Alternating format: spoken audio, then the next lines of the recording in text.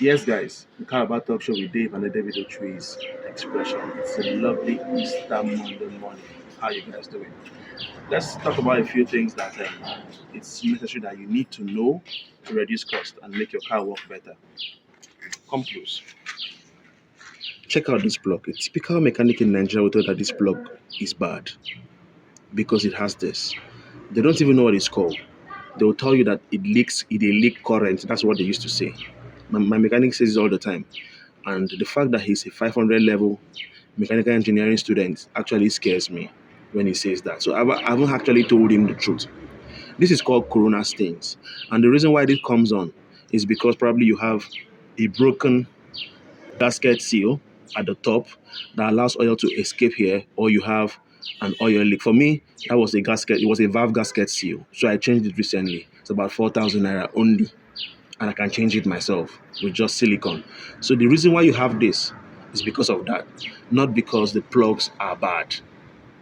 If you check here, you could see there's no form of M that shows that this plug it has an issue with the electrode here. It's completely fine.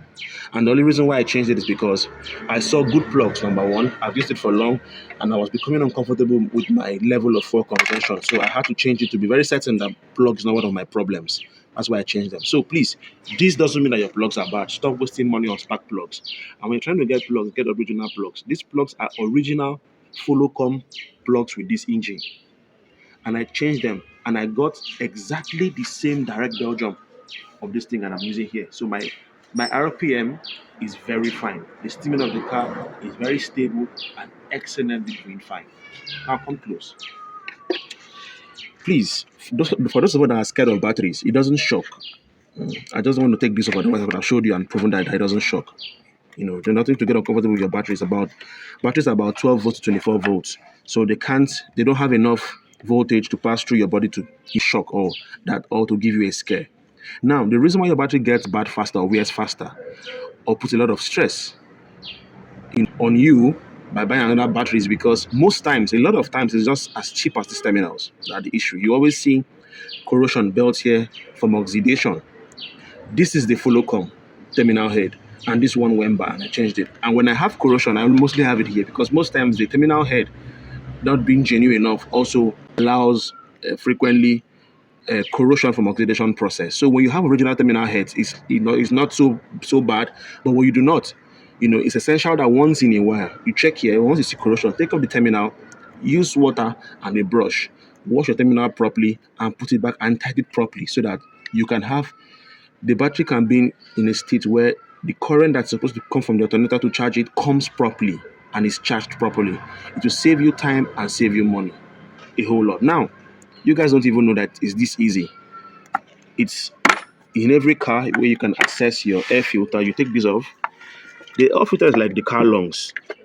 It filters the air that goes into the combustion chamber. So you don't know that your car uses fuel and air for combustion process. When this is clogged, you're in trouble because your car will be compensating with a whole lot of fuel for the presence of the lack of air. So you want this to be breathing properly. So check this out. That's because I do that all the time, almost every day. I do that, so there's no built-in clog on the air filter. So this keeps this from consuming a lot of fuel and unnecessary fuel. So it's easy to take out, easy to dust, and put it right back. And because you do that frequently, you hardly have it getting to the point where you have to change it. It could take you 2 years, 3 years before you change it. Now, to the parts where, and to the most important parts, this is your dipstick for your gearbox. And this is where it becomes serious. Please come closer. You could see clearly there, that's a type T4 oil type that is recommended and required for this particular gearbox. Always use recommended oil. I can't stress it enough if you don't want to buy things unnecessarily.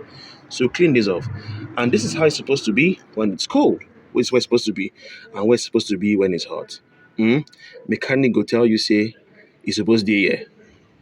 When it's hot and it has expanded, it's supposed to be here. When it's cold, it's supposed to be here. So because this car's been on already and driven back here and allowed to steam for a while before it was driven back here, it's expected to be on. So when you check this now, it's absolutely correct and where it's supposed to be. recently did an oil change, it's where it's supposed to be.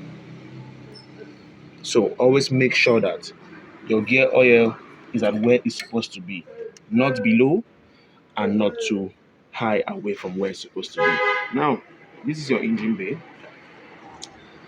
I can't still stress it enough. Always use recommended engine oil as specified by the manufacturer. And this is your glue stick.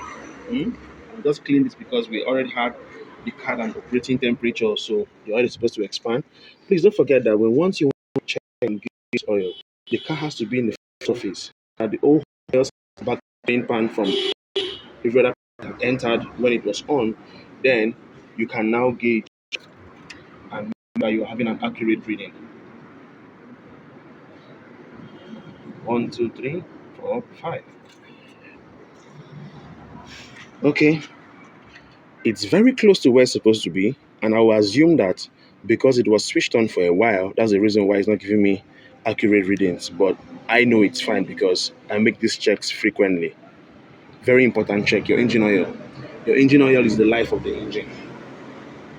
Okay, now this is radiator, and this is support. This is a radiator reservoir, and I want to make sure that you understand that there's a low and there's a full.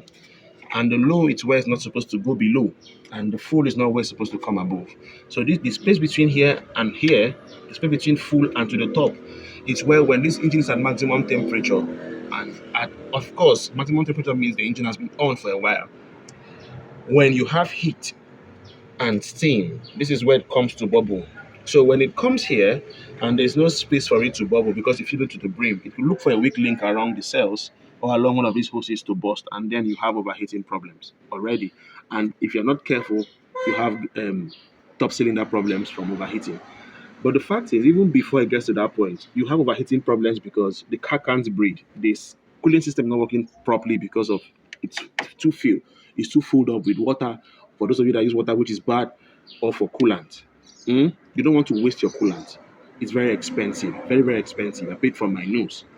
Now, let's talk about here. Just because the mechanic did this, you could see clearly. This I'm going to get a syringe and take it out. Now, this is where it's supposed to be when cold. Clearly there. Cold minimum. Can you see that? And this is where it's supposed to be at cold max. You could see that it's a little bit upwards.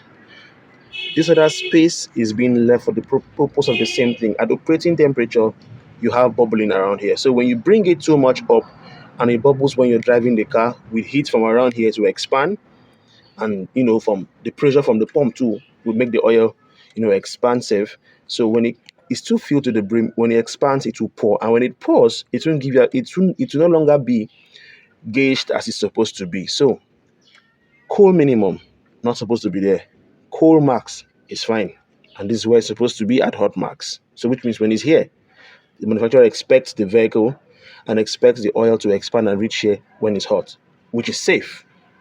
Ladies and gentlemen, I hope with those few tips of mine, you've learned something. Ladies and gentlemen, real life practical advice for profounding solutions. Have a lovely day.